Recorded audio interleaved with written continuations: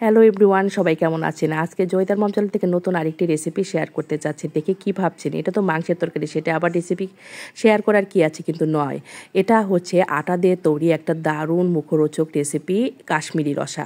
কিভাবে এই রেসিপিটা তৈরি করলাম পুরো ভিডিওটা দেখার জন্য অনুরোধ রইল। এখানে আমি প্রায় কেজি খানিকের মতো আটা নিয়েছি। সেই আটাটা আমি পরিমাণ মতো তেল দিয়ে সুন্দর করে ডলে নেব।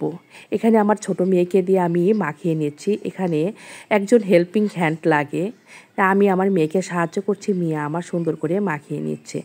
যেরকম আপনারা পরোটা বানান সেরকম করেই আপনারা এই ডোটা মাখিয়ে নেবেন, শুধু লবণ বাদে। এভাবে মাখানোর পর কিছুক্ষণ রেখে দেবেন। তারপর কিভাবে করতে হয় এই কাশ্মীরি রসাটা সেটা দেখে নিন। আমার মাখানোটা হয়ে গেছিলো। তারপর দেখুন, এগুলোর সাথে আমি এইরকম জল দিয়ে এইভাবে মথতে হবে।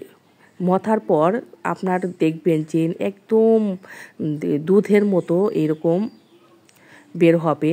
যে পর্যন্ত দুধের মতো বের হবে সে পর্যন্ত এই আটাটা কন্টিনিউ মাখাতেই হবে, আর বারবার জল দিয়ে এই আটাটা ধুয়ে ফেলতে হবে। দেখুন কতটা দুধের মতো বের হয়ে গেছে।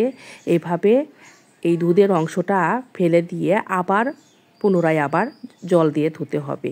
এইভাবে ধোয়ার পর একদম চর্বির মতো একটা অংশ বের হবে। আপনারা দেখতে থাকুন।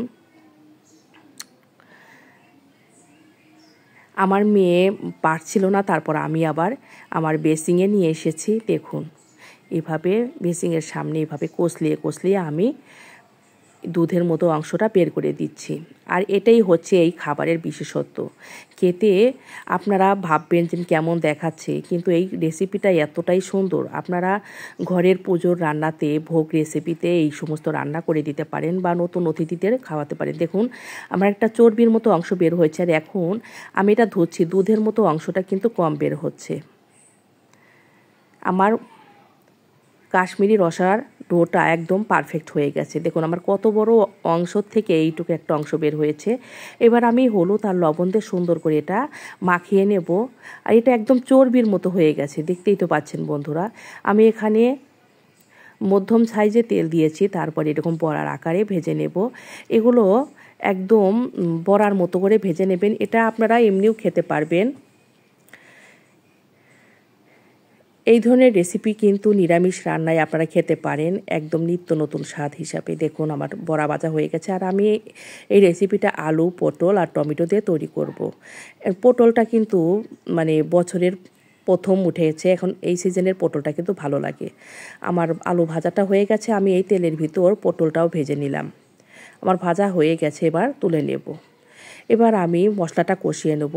তেলে একটু তেল দিয়ে তেজপাতা, শুকনো মরিচ, জিরা ফোড়ন দিলাম। তারপর আদা বাটা, জিরা বাটা দিয়ে হলুদের গুঁড়ো, মরিচের গুঁড়ো, লবণ সমস্ত কিছু দিয়ে আমি ভালো করে মশলাটা কষিয়ে নেব।